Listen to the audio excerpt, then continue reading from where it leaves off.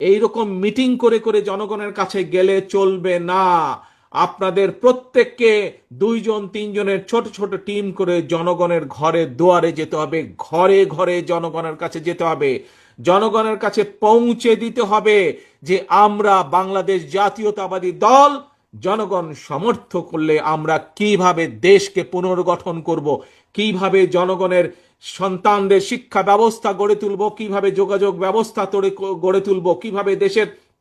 নারীদের আমাদের ক্ষমতায়ন করব, কিভাবে দেশের কৃষকদের পাশে এসে বিএনপি দাঁড়াবে, কিভাবে দেশের শিক্ষা ব্যবস্থা দেশের স্বাস্থ্য ব্যবস্থা গড়ে তুলবে, এই কথাগুলো জনগণের কাছে পৌঁছে দিতে হবে।